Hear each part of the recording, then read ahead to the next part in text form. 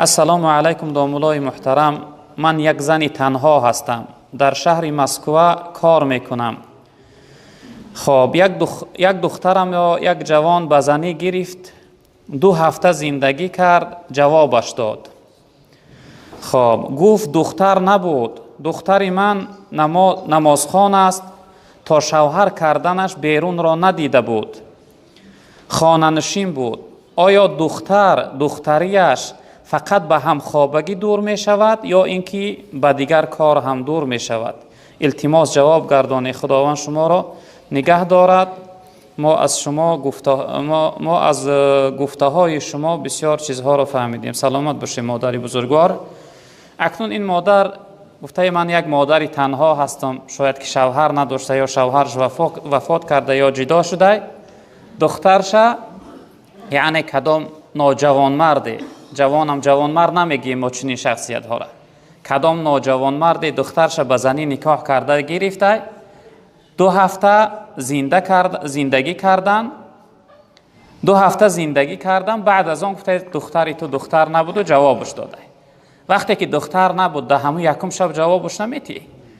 چی در کار یعنی خواهر اسلامی را بدنام کردن؟ یکم.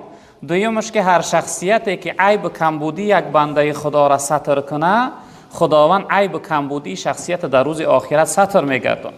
نمیشد که به یگان راه دیگر در بین مردم آوازه و افشا نکنی، آشکار نکنی، یگان عذر دیگر بیاری، دختر بیمار است بگوی، یا اینکه من خودم مزم نیست، به یک راه دیگر که بی آبروگی نشود اون دختر. دیگرش سوال این مادر چنین است: آیا دخترها فقط به همخوابگی دور میشه یا اینکه به دیگرش؟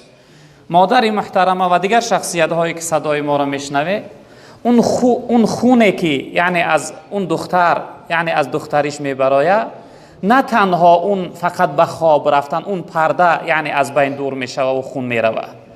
اگر دخترها کمی باری وزنین هم بردارن، اون دختریشون میپره، نابود میشوه. یا اینکه یگان جویبار یگان جا را کشاتر زیادتر قدم بمانه و بپره، در این صورت هم دختریش گم میشه. برادری عزیز، این همت بلندی و جوانمردی نیست که تو بگوی دختر نبود. حالا که این مادر محترمه گفتن که دختری من خانه نشین بود، نمازخوان است. پناه به خدا از چنین نوجوان مردا خواهر اختا فکر که یک از برای 2 هفته معنیش کنه بیاره در خانه بمونه، چقدر سخت است برات. این جوان مردی نیست، این مردی نیست. اگر بگذار دخترم نباشه، هم یک لحظه یک شب بوده است، ستر که عیب کم بودیشه، خداوند عیب کم بودی تر در قیامت ستر میکنه. متاسفانه این کارها امروز در جمعیت ما زیاد شده هستند. چنین بی غیرت ها و نوجوان مردها عیب کم بودی یک خواهر اسلامی را حرکت میکنن، یعنی برای در جامعه آشکار کردن، ریزوندن.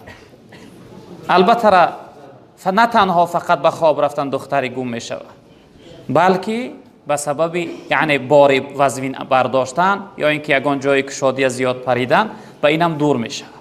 یا شما بدون جوانهای محترم، خداوند این مادر بزرگوارمون تنها بوده است، بخت سعادت دنیا و آخرت نصیبش بگردانه و پروردگار در این مصیبت فرزند داغ فرزندش خداوند صبر جمیل و ثواب بزرگ نصیبش بگردانه. آمین یا رب العالمین.